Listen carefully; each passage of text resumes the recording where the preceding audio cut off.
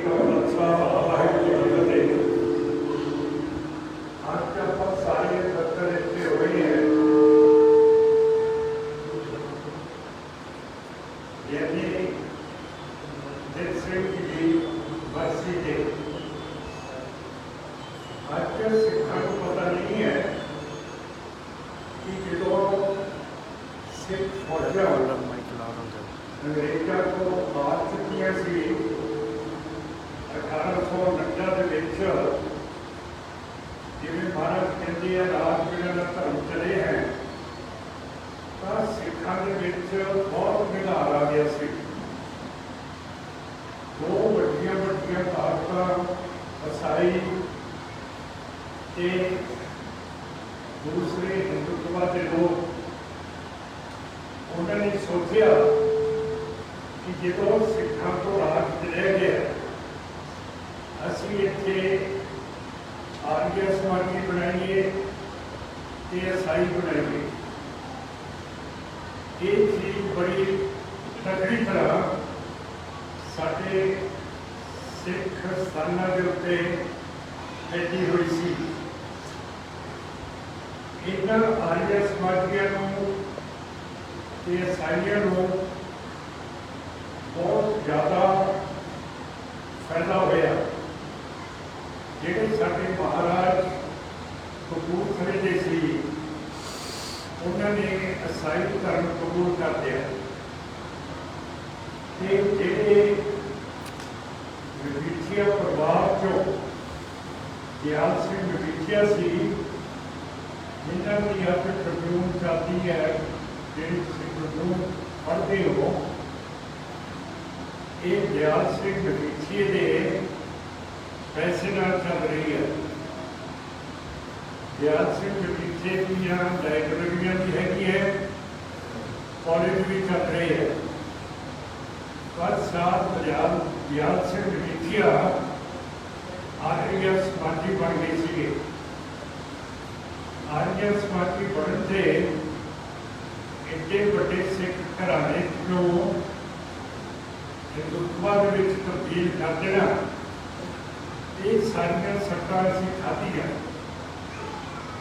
फिर कुदरत जिन्हें सिक्खी को जन्म दिता है अकाल पुरख ने फिर कुदरत भी उस कौम की इमदाद से आती है।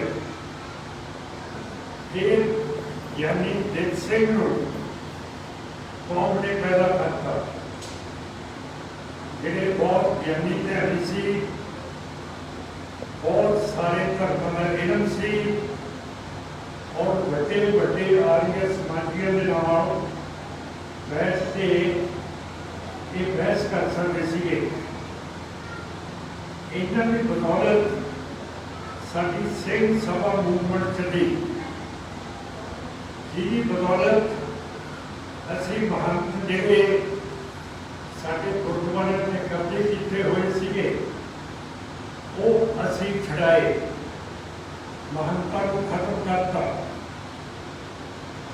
सिक्खी का जिहड़ा कानून है साडे ब्याह शादियां हिंदू मैरिज एक्ट के मुताबिक होया करदियां सी। पर ज्ञानी जित सिंह की काबिलियत करके 1909 के अंग्रेज़ों ने साडा आनंद मैरिज एक्ट बनाता कि सिखा के जिहड़े ब्याह शादियां होणगे वो आनंद कॉलेज कानून के मुताबिक होणगे। तुहानूं पता है कि जो 1947 के विच अंग्रेज़ चलिया जाता है तो पाकिस्तान बन जाता है मुसलमानों के लिए हिंदुओं के लिए हिंदू इंडिया बन जाता है हिंदुस्तान। तो जिहड़ा कानून से आनंद मैरिज एक्ट 1909 का वो 1947 तो बाद उसनूं कानून के दायरे दे विच नेहरू गांधी ने नहीं लाया। फिर सानूं हिंदू पात के पाता ये जो कानून है ये जो ठंडे बस्ते के पाता से जो तुसी 1999 मैंने पार्लियामेंट के बना के भेजा से मैं पार्लियामेंट के यही चीज़ा कही कि ये सारे अंग्रेजों के कानून 1947 तो बाद तुसी कानूनों के ले आए हो तो साडा सिखां का जो कानून है ब्याह का 1909 का वो अगे क्यों नहीं जाता। तो खुशी होगी हम सुन के कि उस तो बाद जी हिंद हुकूमत ने ये कानून वापस कानून के दायरे में आता है कि हम अपनी ब्याह शादियां आनंद मैरिज एक्ट के तहत हो गई।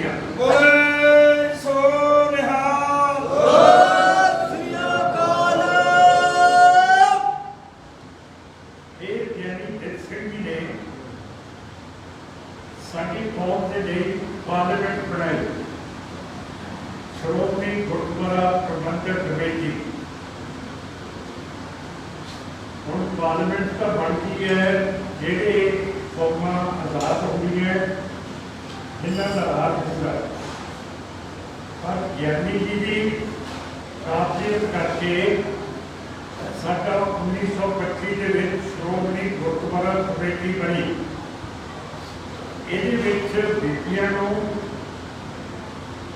आदमियों हक मिल गया कि तुसी वोट पा के अपने नुमाइंदे चुन के अमृतसर श्रोमणी गुरुद्वारा कमेटी के बैठ के अपने कानून बना सकते हो, अपनी गल कर सकते हो। 1925 के सारी दुनिया के बीबियां हक नहीं सी वोट पाने का। जापान ले लो, वलैत ले लो, अमरीका ले लो, कैनेडा, बीबियां तड़फदियां हुई बजारे करदियां सी। लंडन दियां मशहूर दुकानों के वट्टे सिट के भरते बीबियां ने कि साडा हक क्यों नहीं है वोट पाने का, सानू आदमी के बराबर क्यों नहीं समझा जाता।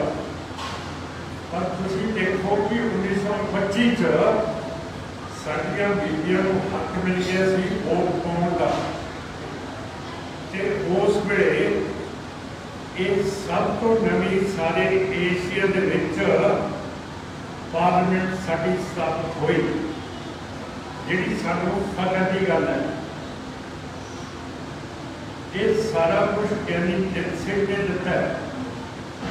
ये साडे कौम के बहुत बड़े हीरो ने, जिवें संत जरनैल सिंह ढिंडरावाले ने औखे समय दे विच सिखां दी अगुवाई की, इस तरह ज्ञानी जित सिंह जी ने की।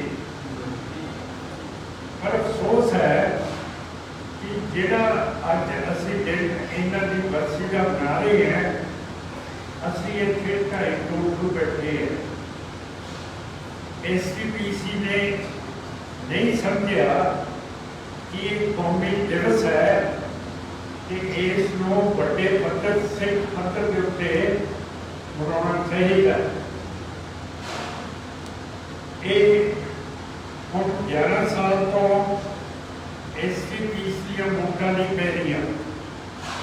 इसका मतलब है कि जेडे साडे हाथों को हैगे है, हम ज्ञानी जित सिंह का कोई इन्हां दी लाइब्रेरी, मेरा मतलब बड़े पद्धर पे कोई स्कूल, कोई यूनिवर्सिटी नहीं बन सकी है, क्योंकि साडी जिहड़ी कमेटी है ਉਹਦੇ ਵਿੱਚ ਪੁਰਾਣੇ ਰਵਾਇਤੀ ਅਕਾਲੀ ਬਾਦਲ ਦਲ ਦੇ ਉਹਨਾਂ ਦੇ ਕੰਟਰੋਲ ਦੇ ਵਿੱਚ ਹੈ। ਅੱਜ ਦੇਸ਼ ਸਿੱਖੀ ਦੇ ਉੱਤੇ ਹਮਲੇ ਹੋਣ ਲੱਗ ਪਏ ਹੈ। ਤੁਸੀਂ ਅਖਬਾਰਾਂ ਦੇ ਵਿੱਚ ਪੜ੍ਹਦੇ ਹੋ साढ़े एसपीसी ने बनाए हुए अकाल तख्त के जथेदार मीटिंग करते हैं कि असी जिहड़ा निगाह सिक्खी के उत्ते आया इसनूं किवें दुरुस्त करना है, किवें ठीक करना है। पर मीटिंगां दा कमरे दे विच हुंदियां तख्तां दे जथेदार ते संत महात्मा का काम है कि तुसीं लोकां दे विच जाओ, तुसीं जलसे करो, तुसीं वड्डे इकट्ठ करो, अपने प्रचार करो। जिहड़े संत करतार सिंह ते संत जरनैल सिंह ढिंडा वाले करते सी, पर कोई तख्त का जथेदार कोई प्रचार नहीं कर रहा, कोई संत महात्मा वो भी अपने डेरे चों बाहर नहीं जाता। जे उन्होंने बाहर के मुल्क ये सिख बुला लें तो भज के हवाई जहाज़ों से चढ़ के अमरीका, इंग्लैंड, जर्मन जितों भी बुलाते चले जाते हैं। पर इत्थे कौन ड्यूटी दूगा? इत्थे ड्यूटी हम इन्होंने लोगों ने लाई है। जो हम साडा झोना हो जाऊगा, जो साड़ी हाड़ी हो जू, कणक पक जूगी, गड्डियां भेज देंगे कि बोरियां होंगियां कि पुराने डेरे की बोरी आ गई, भर के दो, आप पुराने डेरे की आ गई है। पर ना अपने प्रचार करना, ना सिक्खी का प्रचार करना। ये साथ संगत जी ऐसा सिक्खी को आप तगड़ा नहीं कर सकते जिन्ना चिर असीं दुश्मन का मुकाबला जिवें ज्ञानी जित सिंह ने किया। उन्होंने कोई गोली नहीं चलाई, उन्होंने कोई बॉम्ब नहीं सुटिया, उन्होंने प्रचार इहो जिहा कीता जिहदे नाल लोग जिहड़े सिख सीगे वो फिर सिक्खी दे विच मुड़ के आ गए। अज ठीक है आपां उन्हां दी बरसी मना रहे हैं, पर क्यों करके साडे कोल राज है नहीं है, ना साडे कोल एसजीपीसी है, ते असीं दिन इस तरह मनाते हैं कि ये बड़ा दिन सिक्खी का एक खाती नहीं छड़ रही ना खाते हैं। जिहड़े इत्थे आके अज दर्शन किए हैं गुरु ग्रंथ साहब के ज्ञानी जी का नाम आप ले रहे, जिन्ना चिर राज बिना धर्म चले है, भारत का हुक्म है इन गरीब सिखों को दूर बादशाही साढ़े साहिबजादे हुए है, असी उन्होंने चरणों के विच वसे हुए हैं। कि वड्डी गल है साडे लई कि बाबा फतेह सिंह ते जोरावर सिंह जिन्होंने शहादत दित्तियां, उन्होंने चरणों के विच साडा निवास है। कि जो वजीर खान सूबे लाहौर ने कहा साहिबजादियां नूं बाल सीगे कि तुसीं इस्लाम कबूल कर लो, और नवाबी भी दबांगे ते बेगमां भी दबांगे। पर छोटे साहिबजादियां नूं पता सी कि गुरु गोबिंद सिंह महाराज ने कहा इन गरीब सिखों को तुम पातशाही, सिखा पातशाही दी है, नवाबी ने बेगम असीं करांगे की। जो गुरु गोबिंद सिंह महाराज ने सानू बादशाही बख्शी है कि नवाबी तो छोटी होती है बादशाह को। हम जिहड़ा साडा गवर्नर है पंजाब का चीफ मिनिस्टर है, एक सेंटर के मोदी को तो छोटा है, ना गवर्नर ने कोई बादशाही है, ना साडे चीफ मिनिस्टर कोई बादशाही है। पर गुरु 10वें पातशाह ने कहा इन गरीब सिखों को दूर बादशाही। ये छोटे साहिबजादे जिहड़े बालक सी उन्होंने इस चीज़ की समझ आ चुकी सी ਤੇ ਫਿਰ ਅਸੀਂ ਇੰਨੀਆਂ ਉਮਰਾਂ ਦੇ ਹੋ ਗਏ हैं, ਸਾਨੂੰ ਅਜੇ तक समझ क्यों नहीं आती कि सिख कौम बादशाही के लिए पैदा की है, बाकियों को चीफ मिनिस्टर के लिए नहीं। सो मन मत रुचि भारत की अरदास है, अपन ऊंचा सोचना चाहिए है जो यदि सिंह ने सानू समझाया और इतने रहे है प्रचार किए इस हफ्ते उन्होंने कोई मंजिल वधिया लाइब्रेरी, वधिया यूनिवर्सिटी, वधिया बीबियां के बच्चों के लिए कॉलेज स्कूल तय होना चाहिए। कि मैं दुल्लो साहब ਜਿਹੜੇ ਸਾਡੇ MP ਸਾਹਿਬ ਸੀਗੇ ਉਹਨਾਂ ਨੂੰ मैं सिफारिश की सी कि तुसीं सानू कुछ दे के जाओ, तो उन्होंने सानू 10 लाख रुपया दिता सी कम्यूनिटी हॉल वास्ते, 5 लाख यानी सिंह स्कूल वास्ते। अज सरदार अमर सिंह साडे MP है इस इलाके के, उन्होंने कोले भी भाई धर्म सिंह जी तुसीं सारा डेलीगेशन लेके जाओ कि ज्ञानी जी के लिए स्कूल के लिए कम्यूनिटी सेंटर के लिए होर पैसा मंगो, जिहदे नाल आपां जे SGPC साडे लिए नहीं कर सकते। सरदार अमर सिंह हुण साडे MP साहब है, उन्होंने को जाइए वो मेरे नाल गलबात उन्होंने पार्लियामेंट की सी कि मैं उन्होंने कहा कि तुसीं मेरे इलाके के MP भी हो ते मैं MP है संगरूर का, ते तुसीं ज्ञानी दिल सिंह के लिए बहुत कुछ करके जाना जिन्ना चਿਰ तुसीं MP हैगे हो। ते उन्होंने बड़ी खुशी के नाल फखर महसूस किया कि जे ये गल है तो मैं ये करूँगा। सो भाई दुल्लो उन्होंने 15 लाख क्यों दिता, क्यों करके वो रिलेटे सिख है ते दूजे सिख जिन्हें बराबर सानू बराबर भारत ने इन्हों की खोपड़ी के किसी ने प्यार नहीं पाया सिख जी के लिए कि गुरु साहब ही सानू इतने चीज़ा देंगे क्योंकि वो रिलेटिव सिख है, सरकार है होर है वो क्यों भी इतने कर रही है। सो मैं बहुत सोच करते हैं, मेरे दिल के दर्द है कि साडे कोले इतना खजाना बैठा है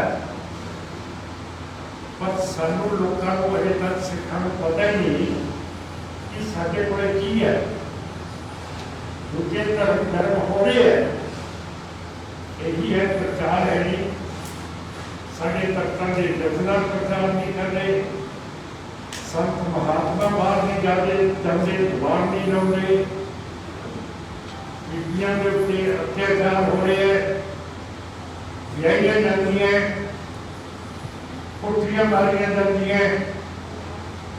इहदे लई विद्या हल है, हरेक बीबी नूं आपां विद्या को वांझे ना करिए, उन्हां नूं इन्ना तगड़ा करिए कि जे विआह भी हो जाए ते जे उन्होंने लहरा होना पवे तो वो पढ़िया लिखिया बीबियां किसी काम खाल से लगन ये बीबियां खुदकशी कर दी है, क्यों करके जो ब्याह होता है साके ग्रंथी साहब कहती है बीबी और तू पेकिया भुल जा, तेरे सस सौरा तेरे माता पिता तो इन्ना बल देखना है, पिछे अपने माँ बाप पर नहीं देखना। एक गरीब बीबियां की नहीं है, ये सच लगती है कि असं अपने मापिया को हम जा नहीं सकते, एक खुद कशिया कर देते हैं। सो अपना सारे का फर्ज है कि आप अपनी विद्या ये कराइए कि जे कोई गड़बड़ हो जाए तो फिर अपने पैरों के पे खड़ के बाकी का अपना जीवन व्यतीत कर सकन। सो आज बहुत चंगा किया है तुसी सारे ने, धर्म सिंह जी ने, साडे जिले के जथेदार साहब ने, साडे जथे के लीडर ने, प्रबंधक कमेटी ने, नगर ने, भाई सुजान सिंह जी है, उन्होंने बहुत शुक्रिया है कि आज असी आप एक 2.5 फुट रह गई है, जागना है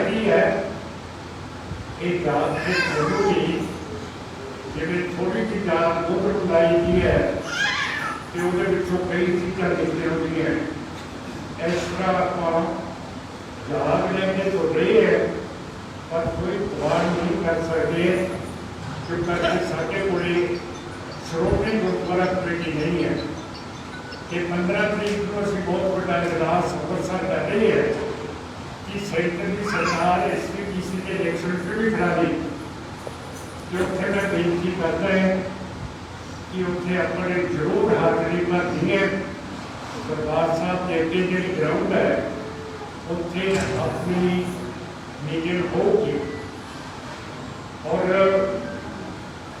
सरदार धर्म सिंह की माता भी स्वर्गवास हो गई है, बहुत सारे अफसोस है कि मैं आज करता है कि आत्मा ज्ञानी जत सिंह का अगला बरसी का दिन बड़े पत्थर के उत्ते बुलाइए जो सारे मैंबर इलेक्शनों के जित गए कि SPPC का जोड़ा भी काम है उस संभल गए। इन्होंने शब्दों के नाम आपको हुक्म मंग रहे खास करना फतेह दी। वाहिगुरू जी का खालसा वाहिगुरू जी की फतेह।